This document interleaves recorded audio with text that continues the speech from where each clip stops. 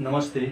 आदर्श विद्या मंदिर माध्यमिक स्वरूपगंज द्वारा आयोजित ऑनलाइन क्लासेज में मैं राकेश कुमार रावल विषय गणित की ऑनलाइन क्लास लेकर आपके सामने उपस्थित हूँ।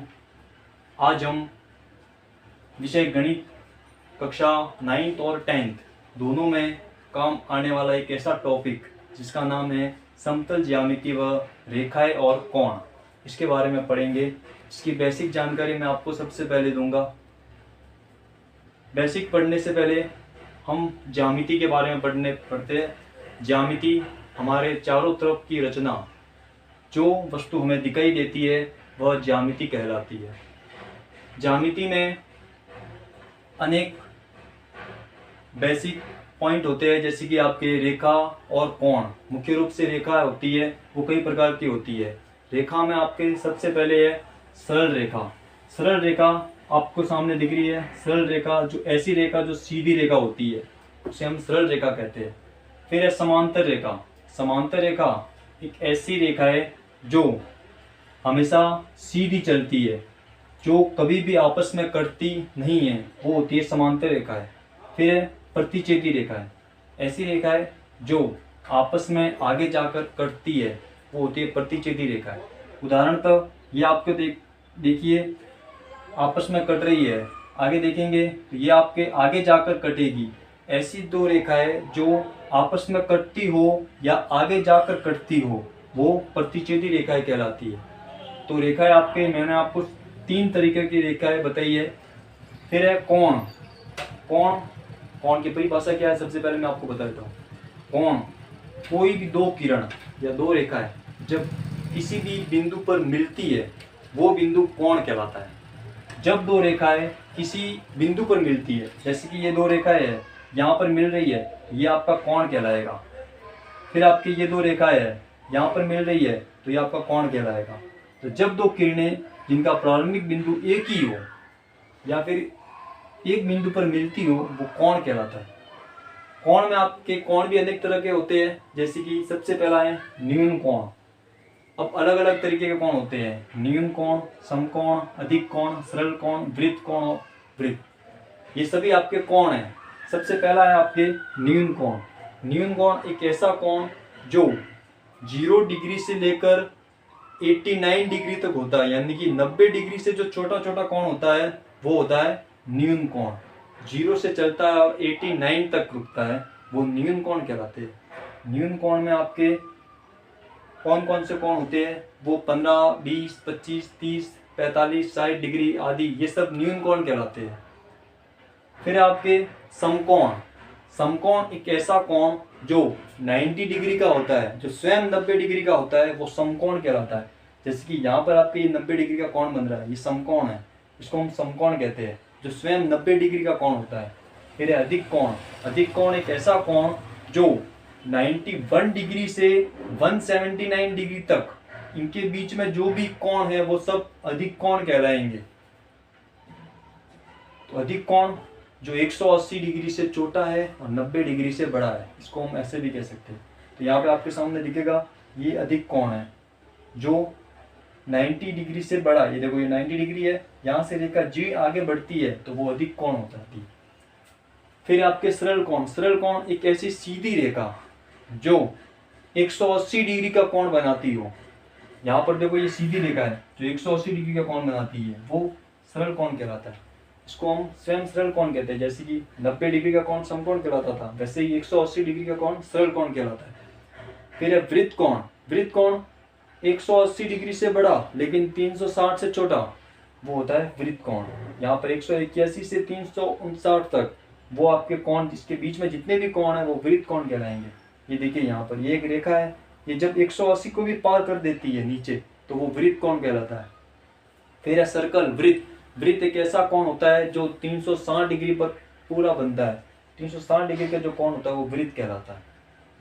तो ये आपके रेखा और कोण के बारे में पहले सामान्य जानकारी हो गई है। चाहो तो आप इसको स्क्रीनशॉट ले सकते हैं या फिर उतार सकते हैं।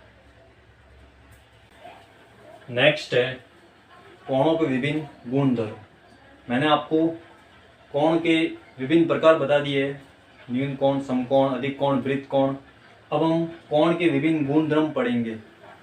कोण के विभिन्न गुणधर्म में आपके 4 गुणधर्म मैं आपको यहाँ पे बताऊंगा, जो कि आपके इस प्रश्नावली, इस समतल ज्यामिति व रेखा व कोण के लिए, टॉपिक के लिए बहुत ही इंपॉर्टेंट है।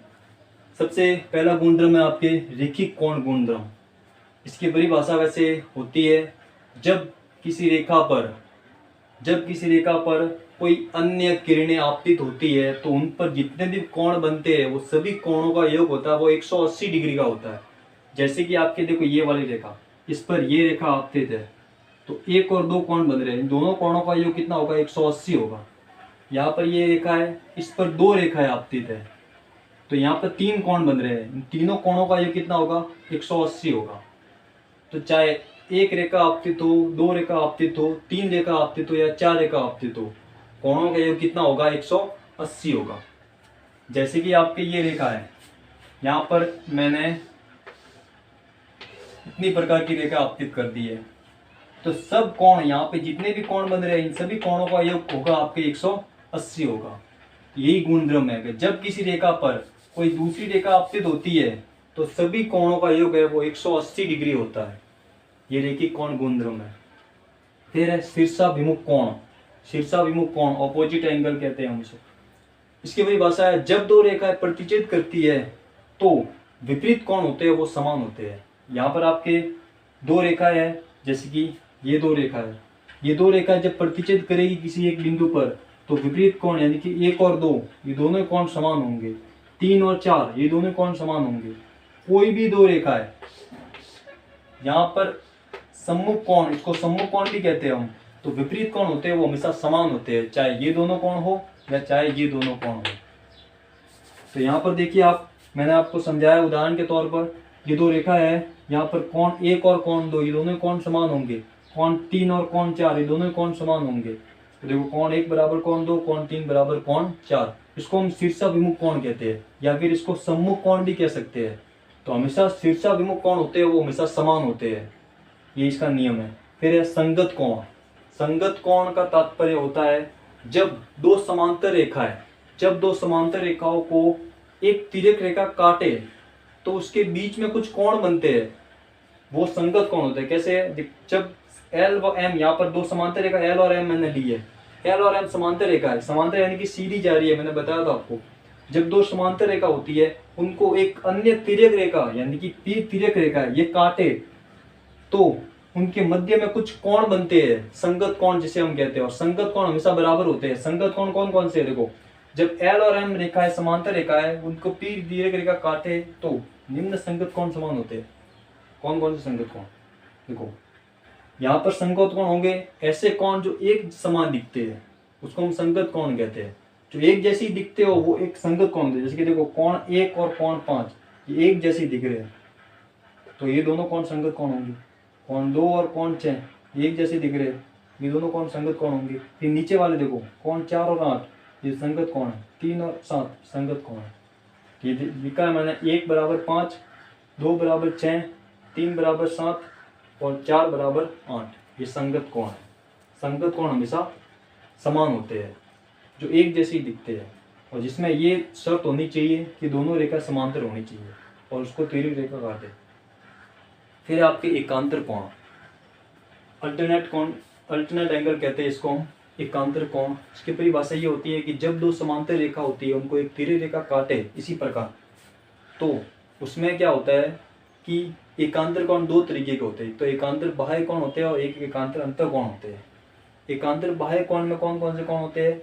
जो कोण यहाँ पर आप देखेंगे तो एकांतर बाह्य कोण, इसमें ये कोण 1 है, इसके जस्ट सामने वाला कोण ये नहीं, इसके जस्ट सामने वाला नीचे जो कोण बन रहा है 1 और 7 ये दोनों कोण समान होंगे। यदि इसी प्रकार 2 और 8 समान होंगे, ये एकांतर बाह्य कोण है। अंतर कोण 4, 6, 3, 5 देखो समझते हैं हम यहाँ पर। जब L और M रेखा समांतर रेखा है वह P तिर्यक रेखा है तो निम्न एकांतर कोण होंगे। L M समांतर रेखा है, P तिर्यक रेखा है।